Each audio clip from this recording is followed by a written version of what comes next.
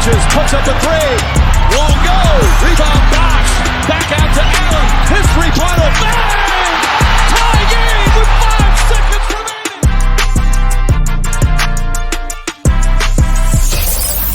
Welcome to the Ultimate Super Coach and Fantasy Sports Show. You are now listening to the Insight Fantasy Sports Podcast.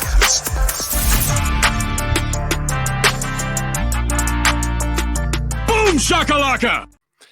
Indeed. Welcome to an NBA podcast from the Inside Podcast Network. It's time for two things, Matty. Strap yourself in and feel the G's. And it's time you guys ready to enter the Matrix? Indeed, you are. You've got the Mattrix right there, my guy, NBA Mattrix, and I am NBA G Wiz, also known as Matty G. How you doing, Matty? Yeah, just excited to be here, back excited to be talking about NBA. I've punched out a few podcasts in the last day, done some research, and just love talking about basketball. And off air a second ago, we had our first debate. So I know this is going to get fiery because there's been a guy I'm just dropping his name as much as I can because I have my reasons for it. I can't wait to get to that part of it. Today, this is sneaky free agency winners. Now, often the focus is on those players who sign somewhere else and they get the reins of their organization handed over to them and they get into a larger role. Because those signings are big money, they often get the attention, just as Jalen Brown's Supermax today, which is just massive. We all knew it was coming. Good to see it down on paper. But what often happens then is we kind of quickly forget that means an organization, there's players left behind, and that presents opportunity for you. Now, today's show is a look at the signing winners to watch and some players who step into a larger role in the 23-24 season. These players, they're going to basically fill the power vacuum left by players who have moved on or have joined their team. And as a result, we'll see higher minutes, higher usage, and the higher possibilities. I know there's one guy for the Rockets that you're going to touch on, and you think he's going to go up because of signings that come in. So there's a shift. All these signings mean shifts, obviously. So I encourage you to go on and listen to our Insight NBA pod, and you can find on the feed called Opportunity Knocks. I kind of chop up about the opportunity scale and what you want to look for minutes-wise and usage-wise in your NBA fantasy drafts. And joining me today to chop it up about these sneaky free agency winners, these are blokes that this is not your big names. This is your Fred VanVleet, Matty, he got the bag, didn't he? Yep. Yeah, got a lot of money. Look, he got that championship money just a little bit late, really. Yeah. Yeah, it's a bunch of cash thrown at him as everyone's, Fred VanVleet, he's going to be great. But Fred VanVleet, I know in our draft that we were in, he flew off the board in the second round last year, right? End of the second round, he was off the board. So he's going to be a second round guy, possibly again, first round guy even. So we know he's going to be there. So just because he gets the splash and we know the name Fred VanVleet, he's over in Houston now. He's going to be the point. They're 100% the guy. Yeah, that's great. We know that already though. The sneaky ones today, we're going to have a top 5 list of guys we think you want to have a look at this season, just for an opportunity for bounce backs or just because of the signings where they land. Matty, top 5. Who have you got for a 1-for-1? Do you want to go first? We'll go 1-for-1. Yeah, let's go 1-for-1. Let's start Sick. off with Tyus Jones. Tyus Jones ended up in Washington. He was drafted in the 180s last year, ended up for what is going to be a dismal, I suppose, basketball team in Washington. But Matt, Tyus is still a good player, and he's going to be probably, I would like to think that he's playing for a future contract as well. Yeah, no, I would agree with you. I think Tyus Jones is going to fly off boards this year. Yeah, I think so. I think he's going to be drafted quite high. And I suppose if you want to dive into anything, it's have a look at his stats when he doesn't play with Ja Morant. And it's like last year, it was plus 154. He went and scored 13 points per game, 7.1 assists, 3 rebounds. You just don't get those sort of guys in the 80s to 100 range. No way. And he does it the assists, the steals, his percentage is so great. What was his field goal percentage? You got that there in front of you? I know that you would a bit of a deep dive into Tyus. His field goal percentage, he doesn't take bad shots. It's like everything the guy does on a basketball court is a smart move. 46.8% and 37.7% from 3. That range actually comes down a little bit when Ja's off the court, because obviously he's basically a spot-up shooter when he plays with Ja, because Ja has the ball in his hands. He's extremely talented. But here's a big reason we finished third last year after Jar got himself in a bit of trouble. Jar got injured during the year. He actually played 58 games. He's actually played 58 games for the Grizzlies without Jar. So, yeah, as a starter, Tyus Jones has been, without a doubt, one of the best streaming options in NBA fantasy for years. When Jar goes down, I think it's like the first person to jump on the waiver wire to pick him up is always onto a winner, and you win those weeks when he's down. Like, honestly, when Jar goes down, you can see your waiver wire and just watch the action. Tyus Jones, and every league you're in, be taken by that one bloke. Most likely Mattrix, if you've got him in there, being a Grizzlies fan from way back. I love that pick, and I think he's got my only thing on Tyus is where you take him is the Jordan Poole contract again. So this is another one of those sneaky things. Tyus is the sneaky option because Tyus Jones is the under the radar option because he's the smarter. I would say he's the better basketball player. He's not the high scoring player Jordan Poole is. And I actually really look, I'm high. Like, I guess I like Kyle Kuzma. I'm watching Kyle Kuzma this year. I think that he's going to be given the keys to the kingdom a little bit in Washington. I reckon Jordan Poole is going to be the auxiliary points guy. I reckon Kyle Kuzma is going to have a great season there. It's Kuz country, I think, in Washington. That's my vibe. I'm just hearing things from you that too? Yeah, I 100% agree. It's more like when we're looking at sleepers and we're talking about, like, obviously you think Jordan Poole was great for the Warriors. He's going to be great for the Wizards. That's a correct thing. The casual NBA fan is going to draft Jordan Poole high. Kyle Kuzma, basically anyone who plays in LA, people look at him. He's going to be shooting it a ton too. So I think that they're great picks. But what I look for is someone that you can get for tremendous value. And my pick here, my first pick, Tyus Jones. I love that. I reckon he's going to. Man, I've got Jalen Johnson. I've got Jalen Johnson over in the Atlanta Hawks. I think this is for me is a little bit one. This is for one for our boy Braino. I think it's one for him because I like Jalen Johnson's game. Now, most of the rookie season he spent over in the G League. His second season he was on the bench over in Atlanta. But he kind of got ingrained into Quinn Snyder when he took over the reins in the Atlanta Hawks. Now, his final 4 games of the regular season, and again, this is the final 4 games of the regular season. I'm not going to be too hyped up about it. Be like, he was an end-of-season hero a little bit because the Hawks weren't going anywhere. But he averaged 13.3 points a game, 5 rebounds, 2.8 assists, 1.8 steals, and 1.5 triples while shooting 59% from the floor. Now, that's great. Those numbers are really good. But if you're also shooting a horrible percentage, it's not that great. Now, John Collins is this is again, the give and the take. For me, it's John Collins. He's out the door. So he's been on the trade block for years. Thank God he's finally gone from the organization. He's going to be someone to look at Utah, depending on what he can do over there. I'm going to look at him in the preseason and how he fits in next to Larry Marketing.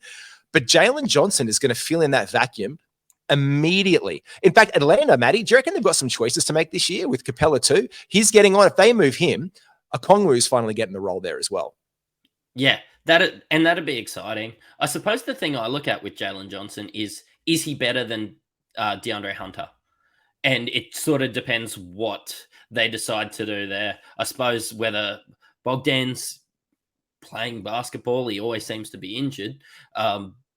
But yeah, I can at least see a 23, 24-minute role to start the year. But I can see it growing into something just if he performs well in, I suppose, the first month and a half of the season. Exactly. And that's why, look, we were doing just the numbers off air. I was doing those numbers. I wrote them down on my pad. Look, if you're in a 12-team league with 14 players on your team, there's 168 basketball players you're going to fill those spots with. If you're in a 12-team league, 12-person thing, it's 144 spots you've got. So I'm looking for the 144 best basketball players. It's not best basketball, the statistically best basketball players in the NBA on my team. And I look at something like that and I'm like, okay, great. He's going to boost everything across the board for me. That was only in an in-play matchup, he had 3 steals in 14 minutes. So in that in-play one, he had 10 points, 7 rebounds, 3 assists, and 3 steals in 14. Now, that's a small profile in a nice little playoff matchup. But if he can translate that over, as you said, man, 23, 25 minutes a night, Jalen Johnson is definitely going to be someone that I'm going to target in the probably 9th to 12th round of my drafts. Yeah, no. See where I can pick him up. Like if he's going down, if he's around at like the 13th round, whoo, laughing. I think there's a chance because he's just not a household name yet. Yeah, I reckon he's a sneaky one. Look for him at the very tail end of your draft. It's a good pick because I reckon he'll provide value. Your second pick, mate. Well, let's dive straight into one of the really good ones. Alperen Sengun. Oh my God, it's so his juicy. Role, yeah, well, look, his role amongst the signings of Fred VanVleet and Dylan Brooks is what excites me. I took Sengun last year, and honestly, I was a little bit disappointed. I got him in and around that 70 range, and I expected him to be better. Still played good, still scored 15 points a game, got a steal, got a block, got nearly 4 assists, got 9 rebounds, shooting 55% from the floor. But picking up Fred VanVleet and Dylan Brooks, and shout out to Chris Vernon for this one. They're the last year they were the 2 worst shooters in the competition on volume. And they've just paid whatever it is, 20 so much money, something 200 million over the next couple years, or next 4 years for that. He shot 900. Brooks shot 991 shot attempts for 51st in the NBA last season. I've got a pub drinking game with you. Of those shots, Matty, of 991, how many of those shots, being a Grizzlies fan, do you think he should have taken? You know what's a better drinking game? How many times I grimaced when he shot. He shot, and I'd just be like, "Oh no, Dylan." He does have a lot of heart and soul. I think that he was a good Grizzly, whether that be controversial or not. But yeah, Fred VanVleet also just jacked up a lot of garbage and shot 39% as well. Actually worse on 1,100 shots last year. So that's a lot of misses. There's not a lot. We sort of expected them to not sign the whole double guard, whether you call Dylan Brooks a guard or not. I sort of expected them to get a center or a backup center. I thought that they'd have a dig at Brook Lopez or a guy like that. I thought that would have been a really good fit. There's sort of radio silence at center. It's just going to be Sengun. I'm right there with you. I think they tried. I think they probably would have offered a bag. I think there would have been some contract negotiations there with Brook Lopez. I think he's just gone back to the Bucks. I think he's happy staying where he is with the team that he's got, and he's not moving anywhere, man. But they've got Jock Landau. I mean, he can rebound. He's going to get some boards, but that's your other option. There's your backup center for the Houston Rockets. Yeah, and that's sort of a really deep dive. Maybe if you're playing in a comp that goes 200 players deep, I'd be comfortable taking Jock Landau at 180. In the comps that we're going to be playing that go 148 to 164 deep, what I'm comfortable with is watching the first game and picking him up off waivers. 100%. But Sengun, you're going to have to draft him. You might even have to reach because he is a little bit high, but I could see him being a borderline superstar this year. 100%. And you know what I love about Sengun? He's Jokic light. He has a pretty good passing acumen. So he gets you those out of position. Do you have his assists per game there? Yeah, 3.9. All right. So if I was to go NBA, this is something that I want to check in. NBA player percentages. I'll come back to you. I will do this one. NBA player stats. Go on. While you do that, he got 3.9 assists, wait for it, on the Rockets. They didn't make a lot of shots. They must have been some damn good passes. NBA center averages. I think when I had a look at this the other day, I just had it up for the Opportunity One podcast. I think it was average for the center, NBA player stats per position, and it was lower than that. So again, this goes back to that other pod that you really should check out, that Opportunity Knocks. What guys are getting what stats in their positions? And if you can do better than that, I got this from StatMuse, you're on. You're 100% onto someone. If you can get the averages that you want to get, average assists, here we go, average assists, I know this is taking time, by center, 2023, 22. And I'll tell you right now that it was lower than that. And that's something you want to look for. So that's something you want to have a look at. Look into that details, and I'm 100% there with you on Sengun because he gets those out of position assists, and he can defend the rim as well, which is what you want to have in your center at the end of the day, Matty. He's going to be sitting around 60 on my board. I hope that I can get him a little bit after that. Man, I'll go 1 for 1 with you on another kind of center option that I'm looking at. For me, and I feel this year, there's going to be a bit of a resurgency of the center. So this is going to come into the setting up your leagues. Do you have one center in your league? Do you have two centers in your league? We're all talking about positionless basketball. That's great for those guys who can shoot the three-pointer. But those big men, I mean, look at Wembanyama. He's coming in. He's a big power forward center type body frame. He's out of position for some other of his ball handling statistics and what he's going to be getting in. And I'm looking with one of his teammates this year. I'm looking for Zach Collins. Now, we saw some great games from Zico last year. Is it a full-blown breakout this year? Absolutely not, because of Victor coming into town. But he has been, by all indications, by Pop, he has basically being said, you will be the starting center. They're going to play Wembanyama at power forward. That's how it's looking at this point in time. If it changes, we'll find that out in the preseason and come the season. But Zach Collins, he's put it together for the entire season. But this could be the year. Across 26 starts last year, in 2023, he averaged 14.8 points, 7.9 rebounds, 3.8 dimes, a steal, a block, 1.3 triples, with respectable averages on all of it. A full season without Jakob Poeltl holding down that middle, with Wembanyama getting the absolute lion's share of attention. Zach Collins is your sneaky free agent person right there. He is your sneaky human being there. He is your sneaky player holding down the middle with the San Antonio Spurs. He could be a top 75 player this year. 100%.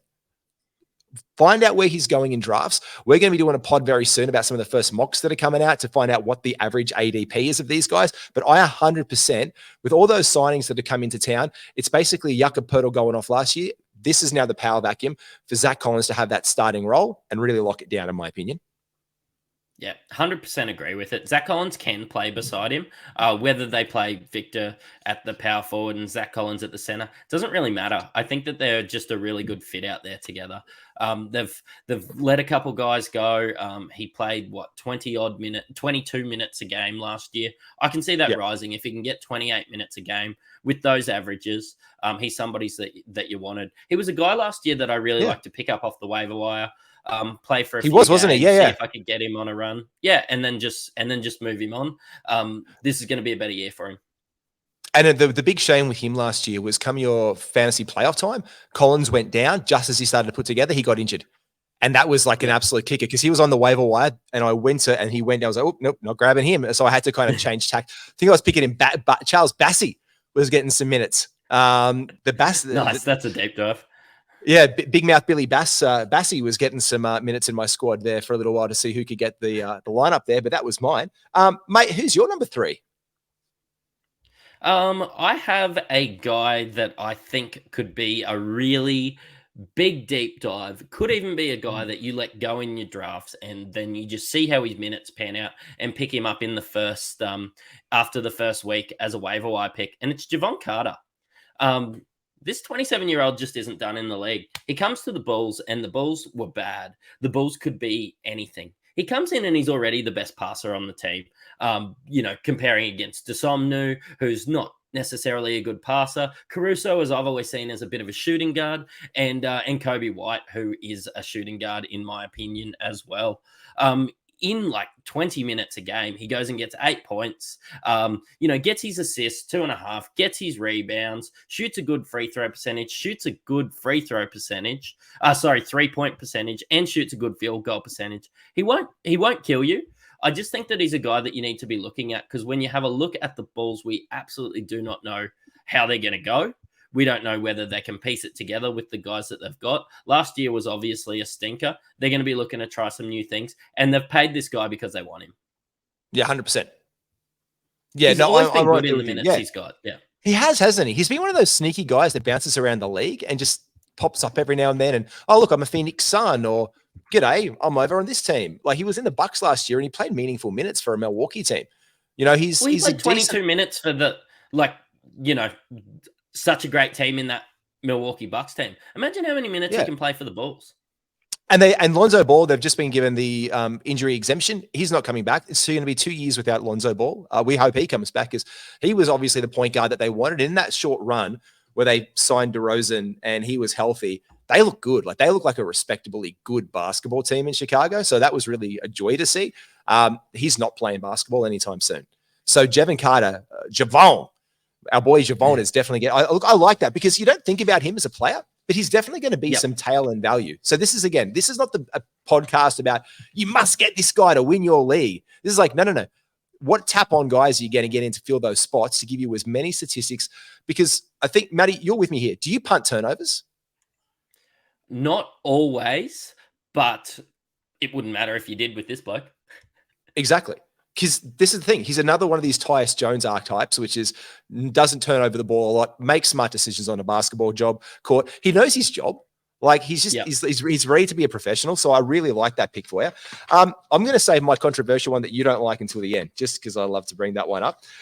In our notes, I put down this one. Any Charlotte Hornets center, any one of them, take your pick.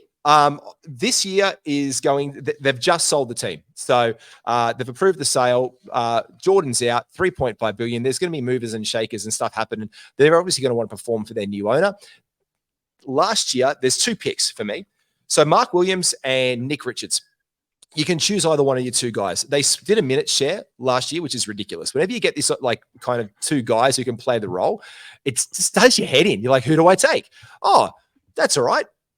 Don't put him on the court. No, that's fine, Cliffo. Just don't put him any minutes. He might have blown up for almost 20 points, 20 rebounds last game. But no, Nick doesn't need to play tomorrow. That's fine. And then who's he going to draft in? Someone we've never heard of, a deep cut. So your 2 options there this year, if they decide to do it properly, are Mark Williams and Nick Richards. Mark Williams, after the trade deadline last year, Mason Plumlee went. From February 10 onwards, I wrote this down, he started 17 of the 18 games. So he was the more dependable starter for them. He averaged 11.7 points, 9.7 rebounds, an assist, half a steal. He got 1 point blocks in 26 minutes, and he shot 26.9% from the field. Now, he's 64% from the line, so not obviously great there. But a lot of those were without LaMelo Ball, and he really proved in a small sample size that he accounted for 12 points, 9 rebounds, 1.7 blocks when playing next to LaMelo Ball. So he putting that down. So if you look at that very small sample size, he plays better with LaMelo on the court. He's a really good pick and roll partner for him. Also, LaMelo loves to jack up a shot, so he has some more rebounding opportunities there as well. So I think with the time on the floor, those guys are going to have a really good dynamic and a pick and roll combination. I'm looking for LaMelo to come back, put it down on the floor. My only thing with that is Nick Richards. Now, he's been in the league basically 3 seasons now. He's getting minutes per game. Like he started off last year, he got 18.7 minutes by the end of it, 8.2 points, 6.4 rebounds. I picked him up and I was like, you're going to get some rebounds today. He was averaging almost a double-double in rebounds for a couple of games there. And then he decided not to rebound in one of my games, almost lost the week. So I kind of have a bit of a trauma with Nico Richards. He got 1 block a game, so he's actually more a dependable blocker, in my opinion. I think he can defend the rim just a little bit better than Mark Williams. Like he showed it in lower minutes that he could get more blocks out there, just in the small sample size we had. 62.9%, but he also hits a high clip of his free throws. So he was at 74.9% of his free throw attempts last year. And his overall rebounds, he got basically, as I said, 6.4 rebounds per game. So I really like him. One of those 2 guys is going to be the starter in Charlotte. Have a look at the preseason. So my eyes are on the Charlotte Hornets. Who are they starting in the preseason? What's that rotation look like? I'm going to pick up whichever one gets the job. Because LaMelo needs a good pick and roll partner, and that's it. Yeah. Who's your next one, mate? My only concern with that one, man, as we go in, is if they have their 5 best players on the court, neither of those men are out there. They've probably just got PJ Washington out there. They've got Brandon Miller at the 4. They've got Gordon Hayward. God forbid, please let him be healthy for 1 season. 1 full season of Hayward. Yeah. And look, Hayward's probably going to go down, and PJ Washington's going to go back and play a lot of power forward. But they have played big stretches with PJ Washington at center, and that's probably my concern. That if they start winning a couple games, they just start getting their best guys out there. No, 100%. And I think that's exactly why I want to watch that preseason, because I think if they start with the traditional lineup, not like let's say your carbon copy one where you throw JaVale McGee in there because he's JaVale and he's a center, and you put him in there for 5 minutes to start the game, you have a quote unquote starting center in your lineup. And then he's gone and you don't see him for 30 minutes of basketball, and then he comes in and plays. That's my concern. But I am very curious to see what they do with those rotations, because if you look at it, like you just said, Brandon Miller's there. They've got Bridges back into the fold, PJ Washington. Kelly Oubre still hasn't signed a contract. Hell, he could be back on the team for all I know.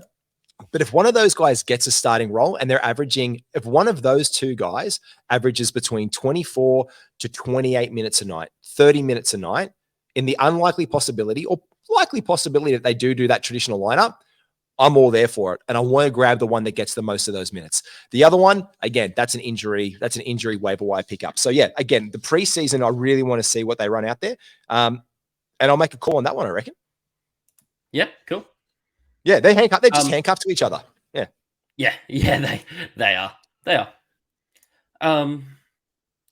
Malik Beasley. He's playing for the Bucks this year.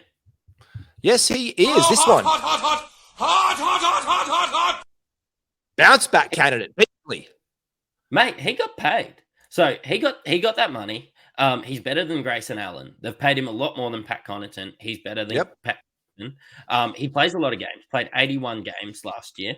Whether it's starting or off the bench, I think he might end up playing that bench role. I think they might go more of a defensive player at shooting guard there. But I think that he's going to generate all the offense when the big guys are off the floor. Or if there's any injury, he is still going to come in, knock down his shots. I'm talking deep. I'm talking people aren't looking at Malik Beasley. He's somebody that I'd be okay to take because I love the shots provided from the Bucks system and just the way that they play. I think that he's going to get a lot of open shots with a lot of attention being on, Drew Holiday gets shots and he's a household name from the system that is, your Chris Middletons, your Brook Lopez. Why was he so good last year? Because he got open shots because there's so much attention on Giannis. This guy is an absolute firework. He could go off at any time. And I would be very happy to have him in my fantasy team, taking him probably after that 120, 130 range. He's there on my big board. So he was in a season that I won. I picked him up in the 2019-2020 season when he got traded to the Timberwolves, and he went on absolute fire the second half of that season. 20 points a game, 47% from the field, 42% from three. And ever since then, it's kind of declined. So that next season with the Wolves, 19 points a game, 39% from three. And he's dipped back down to when he finished with the Lakers last year. And this is where I'm concerned with that pick, Matty. Does he fall into a similar Lakers role for when that tail end of the season where he averaged like 11 points a game, 39% field goal, which can hurt you a little bit, 35% from three. He almost gets you an assist a game, one assist, sorry, almost one steal a game, 1.2 assists. So my concern there is just that if he falls into that because of that regression, he's not going to be the value that he once was, obviously, but I just don't know if he's going to be there. He's definitely going to be a stream target, though. You're right. When you give someone a lot of money, you give them as many opportunities to succeed as possible. So I'm just a bit cautious. Yeah. I disagree with you, but I also disagree with you on the next one because this guy actually took a lot of Malik Beasley's minutes. Lead us into it. Well, I was going to go with someone else and save that one for last, but you done me in because this is our debatable one, and it's Austin Reaves. It's white sugar. I'm calling him white sugar. Look, you're just upset because you know what? He's not on the Grizzlies. Anyone? And I don't know. Look, I like Austin Reaves white because he's a total basketball player for me, and I don't know what it is. He must the face on the man, the mug is nothing to fall in love with. But I tell you now, I just like what he does on a basketball court. I love his heart. I love that there's nothing. He's like an FBI agent. He's like one of those guys, if you put on a suit, he'd walk down the street and you would not know he's there apart from that the guy is tall. He is just the innocuous looking human being in the world. And then he does I'll draft Will Smith this year then. Start Tommy Lee Jones. Let's get the Men in Black here. Like, you know what I mean? Like the guy is so innocuous looking. But God, can he play the game of basketball? And he knows his role. I think Austin Reaves is a player who's smart enough. And this is my caveat for Austin Reaves. I am 100,000% tied to the narrative that LeBron James is going to not play the same amount of minutes as that LeBron James has played last year. The year before. If you look at his previous games, there is now the opportunity for the Los Angeles Lakers not to have LeBron James in their lineup and win basketball games. I know it sounds impossible, but it's true. You do not need LeBron James in your team to win if you are the Lakers. You have an excellent squad of people around you, boosted by Austin Reaves. Now, I'm going to give you the numbers why I think his value, depending on where he falls on his ADP. Without games with LeBron last year, 15.9 points, 4.5 assists, 3.2 rebounds in 24 games. On 52% from the field, 1.3 threes per game, and 86% field free throw percentage. You are picking up that player every single damn day of the week. That's better than 144. That's top 100 value. Austin Reaves is an absolute must-watch free agency player. The only thing is, Matty, and I know you're on this one, jumping too early to get him because you know he is. I would rather have him slide to me. That's the thing. So he's 100% a guy to watch because of free agency, but he's going to be a top 100 dude. I want a top 100 guy on my team, and I want to draft a top 100 guy at 120. I'm not going to get Austin Reaves with value at pick 65. I'm not doing that. I don't think you will get him at 120. All this talk, even just little things like him dating Taylor Swift and him being on everybody's faces, I think that he will go off the boards at 80s in comps, and it's absolutely ludicrous. And you know what? Excellent. Here's my next advice. Don't draft Austin Reaves. Then listen back to what I said and don't draft him if he does that. Someone's jumping on it. So that's almost like who's the new guy in the league? Who's the newbie? Oh, he's drafted Austin Reaves with the 65th. Oh, let's take his money. You got to get a few of them in every comp. You got to get a few of those ones. But you know what I'm saying? Austin Reaves is that guy that I want. I want him if I can get him at a decent price. If he's still around at like the 90s, I'm going to take him because at least he represents positional value for me around that spot. He doesn't exceed his ADP. He doesn't, but I'm going to look at someone who I know can do it. And if LeBron goes down for a sustained period with that foot injury, because he was supposed to have surgery on it, you know what I mean? Like he was supposed to have surgery on this foot and he's been bloody watching Messi in Miami and in France doing French things. I don't see him in surgery. So if that happens again, he's going to get fixed up early in the season. Who's going to do a lot of that heavy lifting? It's going to be Austin Reaves. He's going to be better than top 100 value. He's going to be better than top 75. He could nudge top 50 value while LeBron's down, or at least top 75.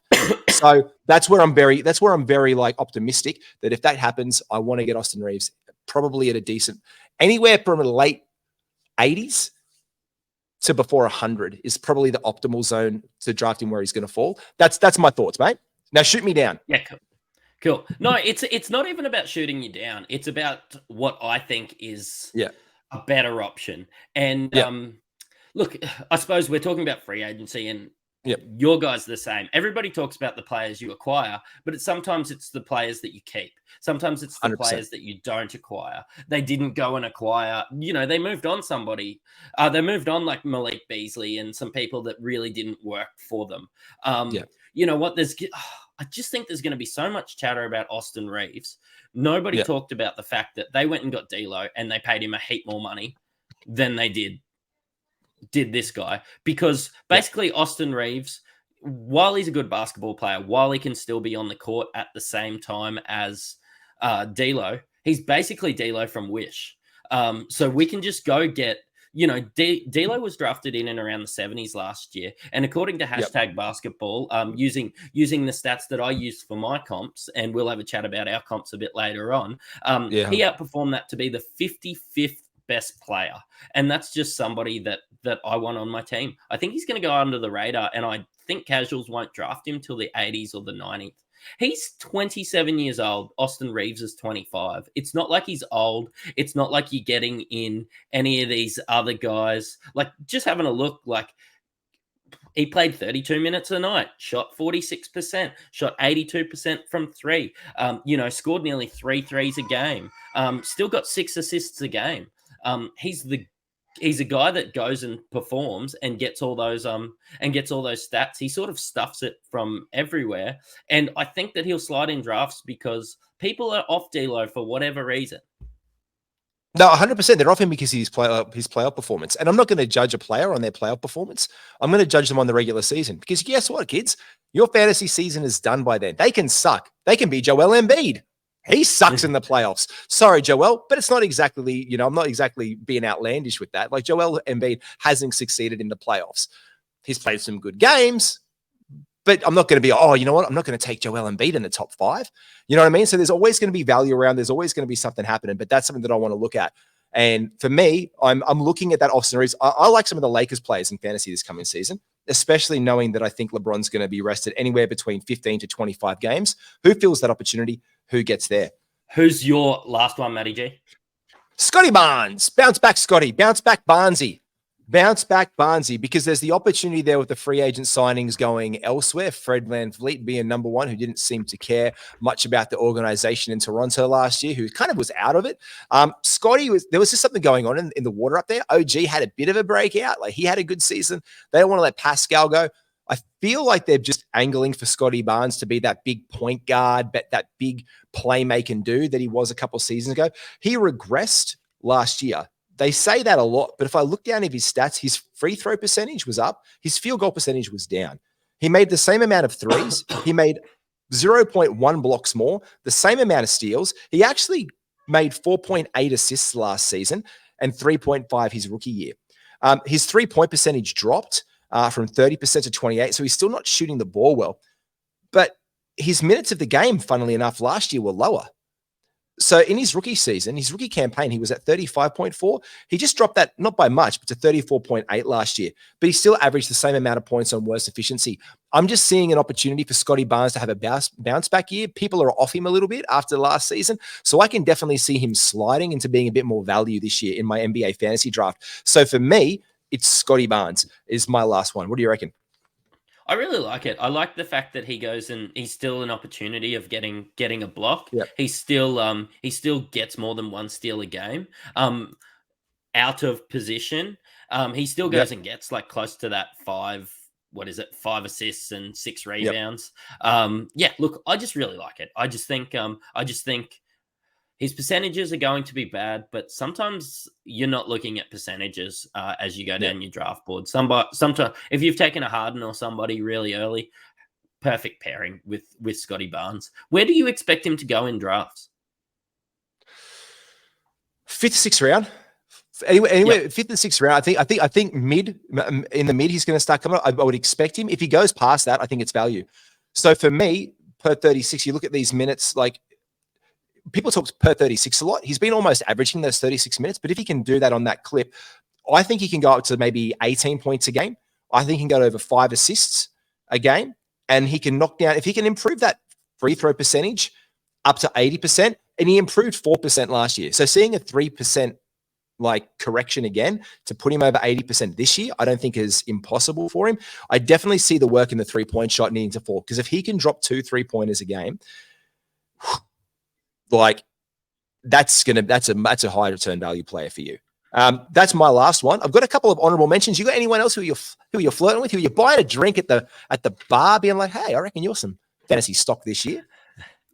Not really. Some of the guys that I wanted to chat about are guys that, you know, I sort of expected, or other people expected them to be top 20, top 30 players that I see that might slide to 40th or a bit later, like your Zions or your Cade Cunningham, because, you know, people just think Detroit are bad, Cade's going to be bad. I think that those people can be really good fantasy players and can be really good value. Like I see those as guys that can offer top 15 value that you can be getting in your late 2nd, 3rd, and 4th rounds. So.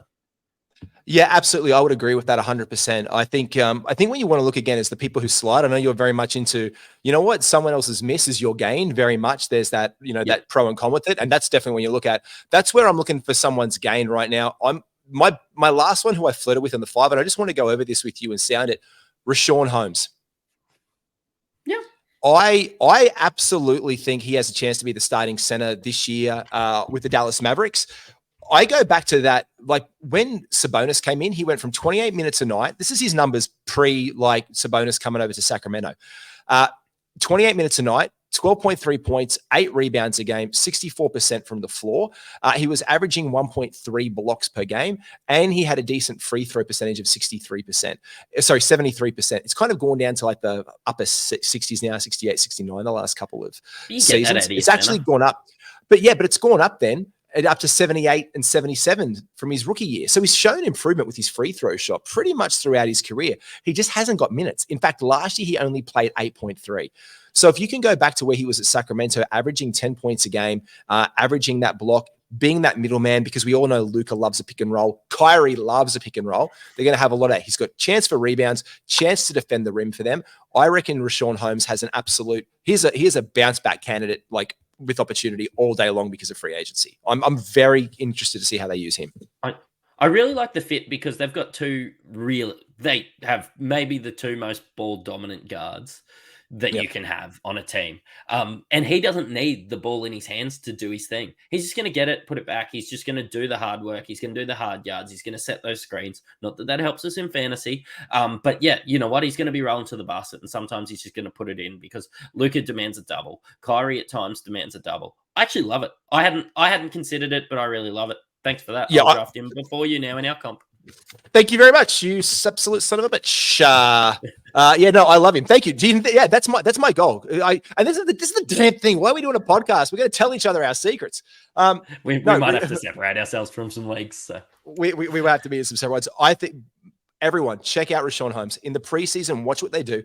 If he can get back to those Sacramento numbers, because he's played with the guard that was very similar with De'Aaron Fox, who loves to get to the bucket, puts it up. De'Aaron was probably more hesitant to shoot the 3 ball. So the rebound, but there's a lot more shots flying around in Dallas for him to clean up. And he loves a putback. That's as he thrives in that, like, dump it down in the, like, dump it to the hole in the pick and roll, or give it to me on a cut, or that offensive rebound.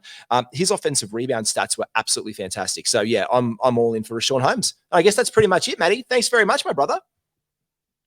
Yeah, no, thanks for coming on. Looking forward to pumping out a lot more content, and yeah, we should be getting close to nearly daily content rolling into the season, and yeah, we'll get all the boys involved, and yeah, good getting to know you all.